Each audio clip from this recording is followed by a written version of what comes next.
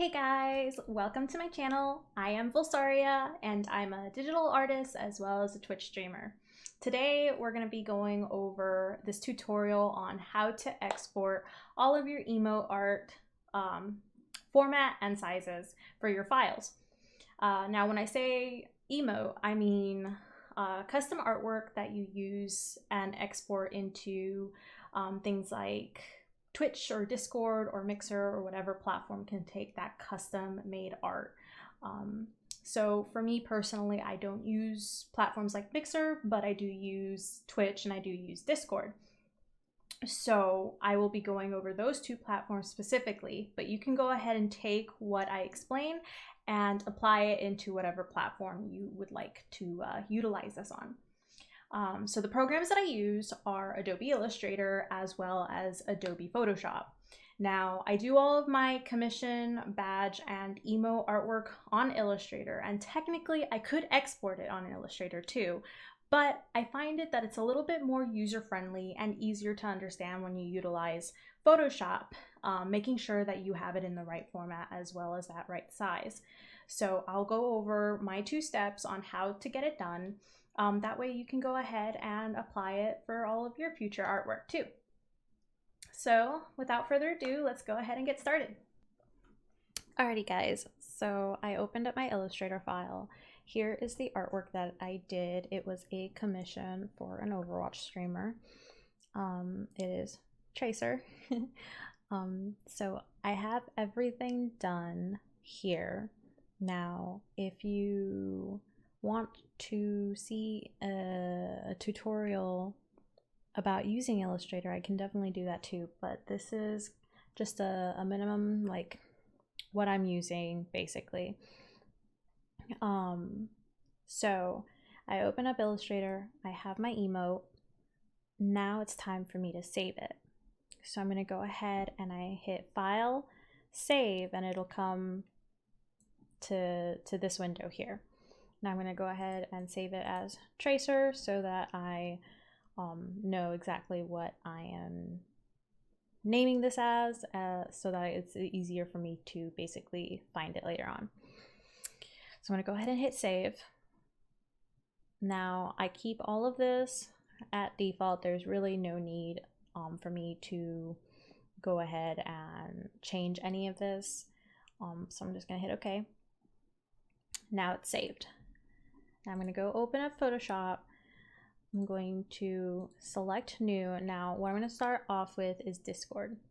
So the Discord maximum size is 128 pixels by 128. So I'm going to change right here and make sure that this is set to pixels. I'm going to change to 128 by 128. Now this, a lot of people confuse it with DPI, but it's actually PPI. I still like to keep it more than the standard default 72. So for my artwork, I'll actually have it bumped up to 487. But for emotes, I'll keep it at 300 because I want as much detail as possible without overkill. So these are pixels per inch. It helps prevent that pixelation as it gets smaller. So I'm going to keep it at 300. My 128 by 128 pixels, that is the max that Discord will take. So go ahead and hit create and it'll create a nice little square here. Now, if you click on 100%, this is the real life size in comparison to just having it on the screen like this. So if you hit 100%, this is what the size will actually be. So just kind of zooming in a little bit here. I'm going to go ahead and hit place embedded. Now I'm going to go to where I have my tracer saved. I'm going to hit that and you can see there she is. So I'm going to go ahead and hit OK. I do not have to mess with any of this. Just hit OK and there she will be. Now I'll hit enter because I'm in a transform mode, so I can like change the size and everything, but I'm not going to do that. I'm just gonna go put her as default. Now you'll notice from Illustrator to Photoshop, I have a piece of her cut off here, right here. So I intentionally left this piece hanging out. So whenever I do my emotes, if I want, like, say her arm to stick out some, I'll leave it like that, because I know that whenever I export it, it will only give me what's on my artboard. So I don't really worry about that. You can if you want to be mindful about it. I just don't.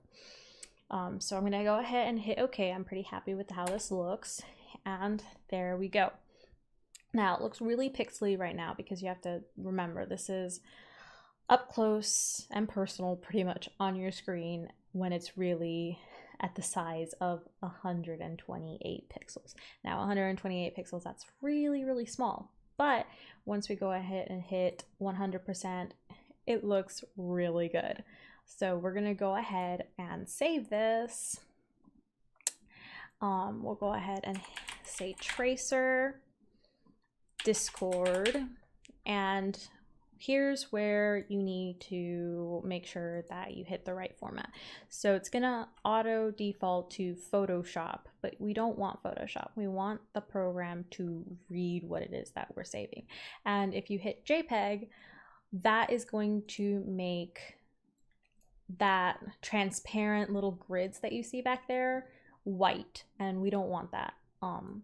Otherwise you'll just get blocks or squares with pictures on them, and we want to make sure that the image is clean without that white box. So we're going to go ahead and hit PNG instead. That PNG helps keep that transparency so it looks cleaner and neater in your program. So I'm going to hit save. It's going to ask me here. I keep all of this as is, don't have to worry about any of that. And that is it. Sorry, I hit my mic. So I'm going to go ahead and go to Discord. I'm in my Discord server settings right now. I'm going to hit emoji, upload emoji, go to my emotes. Now see, it won't show my Illustrator file, my initial Illustrator file, because it's not supported. If I had saved under a PSD file in Photoshop, it wouldn't show here either. So that's why we needed to make sure that we hit PNG. So I'm going to go ahead and hit that. And now I'm going to name it Tracer, or Tracer. Tracer. I'm going to go ahead and hit upload, or actually I don't have to hit anything. It's been a while. Alrighty, so that should be good. Now, this is my Discord channel. If I go to say a random message, I'm gonna go ahead and test out my little emote. So you can see all your list of emotes from all your Discord servers, and I'm in a lot. But for my server is right here, and we're gonna go ahead and test that bad boy out. So I'm gonna like spam it, and then I hit OK, enter, and there it is. There is the emote. Hopefully you can see it well. I'll go ahead and zoom in here. Ta-da! So that is essentially the uploading process. Now I can definitely do this on Twitch too, but basically it's the same process. So instead of doing the 128 by 28, we'll go ahead and do it in the Twitch sizes. I won't be uploading them to Twitch just because I already have all my emotes on Twitch and it takes a couple days for them to be approved. So me removing them and then re-uploading them will just leave viewers without my emotes for a couple days. And I don't want to do that. So we're going to just go ahead and go through the process of exporting it.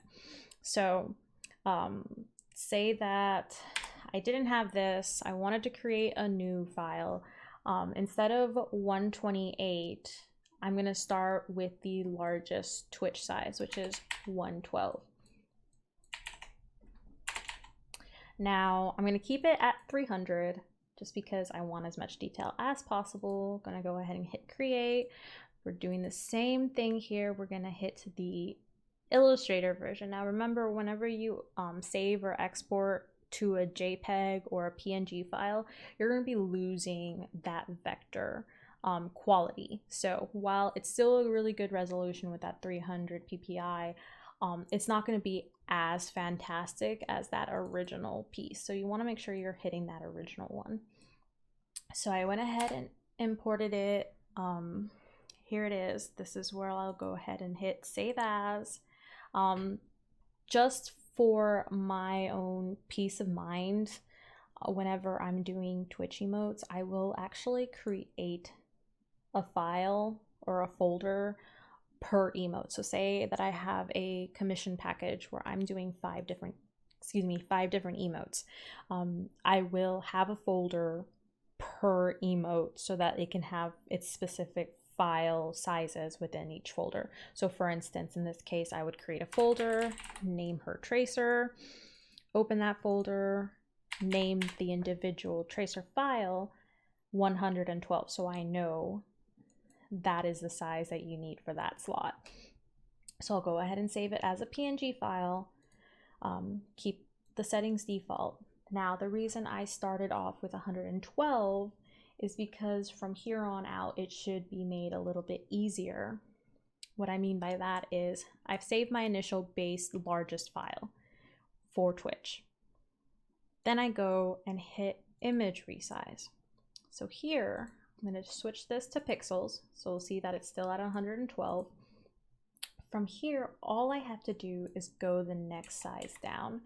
And this little button here makes it so that both are the same numbers. If I were to change that and hit like 87, it would warp things. So you definitely want to make sure that it stays checked for this. I'm going to hit 56, which is the second larger size that you need for Twitch. I'm going to go ahead and hit OK.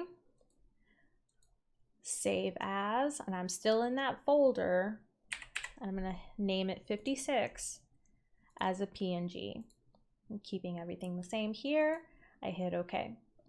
Now the last step that you need is doing this one more time. Go to image, image save, and this is where you'll do the smallest Twitch size, keeping this box checked. I hit OK. Now that's the smallest. This is the real size version or the live version of the size of the image. So if I were to hit 100 or fit on screen, that's what it would look like, but don't be too scared by that. So we're gonna go ahead and do the same thing as before, save as. We're in that tracer folder, and we're just gonna name it 28 so that I know that that's the size that I saved it as. Now, whenever you go to Twitch, you'll see the slots where you'll see the 112, the 56, and then the 28. So you can just upload corresponding files that way. Now for badges, it would work the exact same way, the exact same method, except the file sizes that you want to make sure that you are doing for Twitch are 72 by 72, being the first size, the largest size. Then 36 by 36 being the second largest. And then lastly, 18 by 18 pixels for the smallest size. But essentially you would use the same naming conventions, the same sizing to apply for your emotes as well as your badges. Alrighty guys, so that was my tutorial. I hope that you were able to find it helpful and easy to understand. If you follow these steps, you are well on your way to uploading your own custom art. Or if you're looking into doing commissions, this should help too. If you have any questions, definitely feel free to comment down below or hit me up on Discord. I am more than happy to help. In the meantime, I ask that you please like and subscribe and hit that bell icon for notifications on future videos. Bye!